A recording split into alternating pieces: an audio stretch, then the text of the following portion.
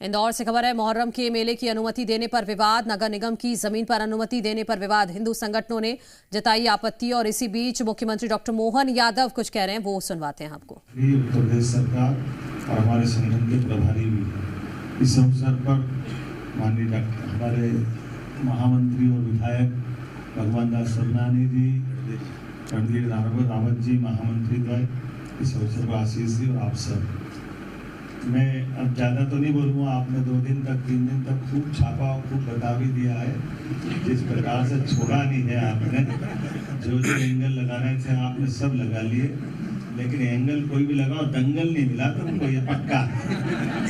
यहाँ सब मंगल ही मंगल है। जिस प्रकार से हमारी अपनी परिवार की परंपरा है, जो कहते हैं वो दिखाई देता है। हम सब भारतीय जनता पार्टी के कार्यकर्ता होने के नाते से आपके माध्यम से प्रदेश में भी और देश में भी संदेश देते हैं। इस लोकतंत्र की रक्षा के लिए राष्ट्रीय स्तर के दल अपनी भूमिका, अपनी विचारधारा परिप्रेक्ष्य में और केवल सरकार बनाने के लिए न केवल अपनी भूमिका अदा करे, बल्कि सरकार के माध्यम से लोक कल्याणकारी राज्य के अंदर राष्ट्रभक्तों की भी फौज खड़ी करे। इसलिए हमारी पार्टी इस समान भाव को लेकर आगे बढ़ती कि राजनीति में चुनाव जीतना, चुनाव के लिए काम करना, तो प्रारंभ में जनसंघ के जमाने से दीनदयाल उपाध्याय जी ने अपना चुनाव केवल जातिवाद के आधार पर वोट न मांगते हुए चुनाव में हारना मंजूर किया और पराजित होकर के विजय उम्मीदवार के घर जाके माला पहना करके उनने इस लोकतंत्र की परंपरा को जीवित रखा। बल्कि हमने सबने आपको स्मरण लेना चाहिए, जनसंघ के जमाने से भारतीय जनता पार्टी की पूर्ववर्ती हमारे सभी संगठनों के माध्यम से इस देश के लिए देश की धारा क्या होना चाहिए, देश के आगामी संकट क्या हो सकते हैं, चुनौती क्या हो सकती है, और देश में अगर नेतृत्व बन जाए तो वो विकसित भारत का स्वरूप बनाने के लिए माननीय नरेंद्र मोदी जी ने ये 11 साल में वो बता दिया।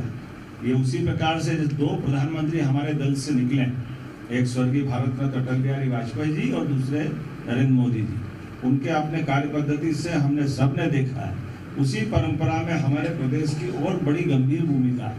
प्रदेश के अंदर आज हम अपने लगभग पूरे अंचल के अंदर जिस ताकत के साथ लगातार जीतते जा रहे हैं, ये जीत केवल विचार की जीत नहीं, ये राष्ट्रभक्तों के प्रति समर्थन की जीत। उस नाते से एक सामान्य कार्यकर्ता के नाते से हम में से कोई मुख्यमंत्री बन जाता है, हम में से कोई सांसद बन जाता है, हम में से कोई विधायक बन जाता है, हम में से प्रदेश की ऐसी जवाबदारी भी निर्वहन करते रहते हैं जिसके आधार पर ये दुनिया के लिए आश्चर्य हो सकता है। हम सब देख रहे हैं कि कांग्रेस के अंदर जिस प्रकार से निर्वाचन को मामले को लेकर बड़े जोर शोर से बातें कही गई थी, लेकिन कांग्रेस के जहाँ जहाँ निर्वाचन चल रहे हैं वहाँ झगड़े हो रहे, दंगे हो रहे। मैं ये नहीं कहता हूँ कि ये कोई अच्छी बात है, मेरी तो सहानुभूति है उनके साथ भी कि भगवान करे आप हमसे सीखो। सीखने के लिए तो अंदर का मन तुम्हारा सोचता है कि भाजपा जो करती है हम भी कर लें, तो बेहतर होगा कि भाजपा की रीति नीति के साथ भाजपा के आदर्श को भी अपना लो। लेकिन वो बड़ा कठिन है, ये बहुत हमारे इस भाव को कार्यकर्ता के नाते से अपनी मूल जड़ों से जुड़ करके, अब माननीय हेमंत जी का जो चयन हुआ, बताया 1930 में आपके दादाजी चुनाव लड़ करके जीतते हैं, किसके खिलाफ? कांग्रेस के खिलाफ। ये हमारे कार्यकर्ताओं की पृष्ठभूमि, ये अपने आप में मिसाल इस बात का कि तीसरी पीढ़ी आ गई, लेकिन तीसरी पीढ़ी के बावजूद भी विनम्रता वही है और अपने व्यापार व्यवसाय काम धंधे के साथ साथ एक आदर्श विधानसभा कैसे बनते हैं, एक आदर्श सांसद कैसे बनते हैं, हमारे दोनों निवृत्तमान अध्यक्ष जी से भी सीख सकते हैं और माननीय हेमंत जी से भी सीख सकते हैं। कोई भी चुनाव हो तो ऐसा लग रहा है कि ये चुनाव ही आखिरी, इतनी ताकत से लगने की हमारी माननीय वी.डी. शर्मा जी ने आदत डाली।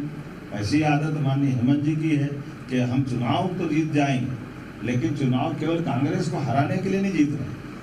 कांग्रेस क्योंकि सामने है तो हारेगी, कांग्रेस नहीं हो जो होगा निर्वाचन में वो हारेगा, लेकिन जीत हम इसलिए रहे कि क्षेत्र का विकास करें, क्षेत्र में हमारे काम से पहचान बने, जनता की जीवन में वो कठिनाइयाँ दूर करे जो वो उम्मीद से हमको वोट देती है। और एकदम आदिवासी अंचल जैसे एकदम गरीब क्षेत्र में आज पूरा क्षेत्र बदल दिया। मैं 2 उदाहरण देना चाहूँगा माननीय हेमंत जी के माध्यम से। पहली बार फूड पार्क का आपने आदिवासी अंचल में निर्माण कराया, वो भी ट्राइबल बेल्ट।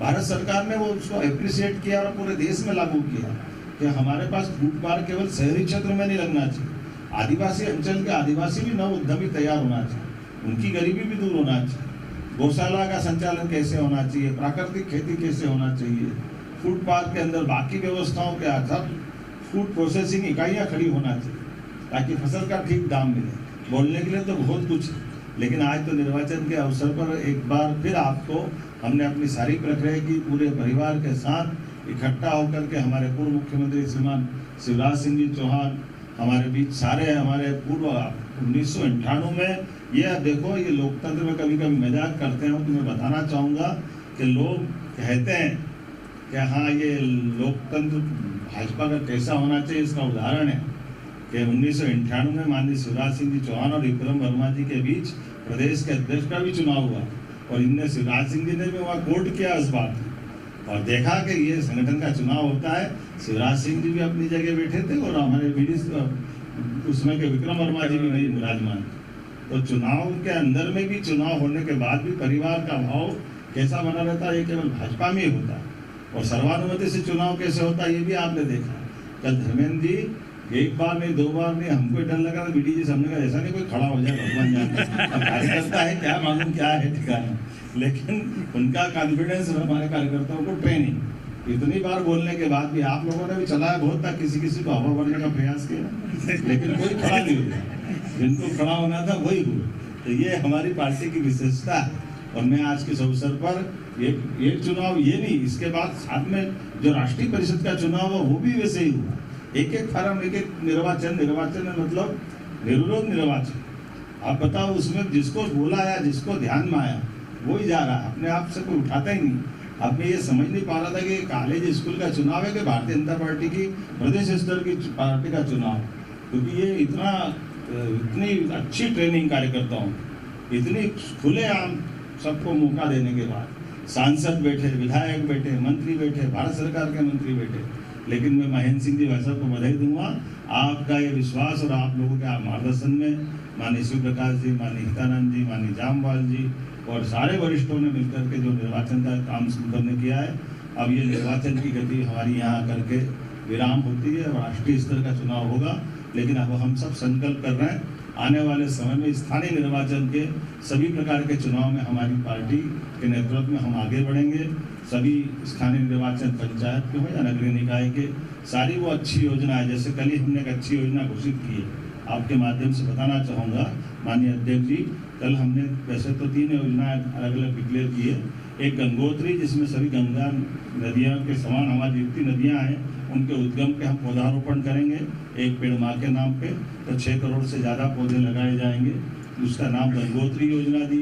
एक बगिया माँ के नाम, जिसमें पूरे परिवार के लोग अपने अपने परिवार की माँ के नाम से, तो जो 2 एकड़ से छोटी भूमि पर 2 लाख का अनुदान दे करके ये एक बड़ी योजना, जिसमें निजी स्तर पर भी अपने अपने स्वयं सहायता समूह के माध्यम से 900 करोड़ की योजना दी है। तीसरी, अपने स्वास्थ्य के दृष्टि से जो देहदान करता है, गुर्दा दान करता है, लीवर दान करता है, ऐसे सभी भाई बहनों के लिए अगर वो शरीर छूटेगा बाद में तो हम उसमें उनको प्रेरणा स्वरूप उनको गार्ड ऑफ ऑनर देंगे, ताकि गार्ड ऑफ ऑनर दे करके हमारा वो भाव लाए कि ये अंगदान से आप अमर हो जाते हैं।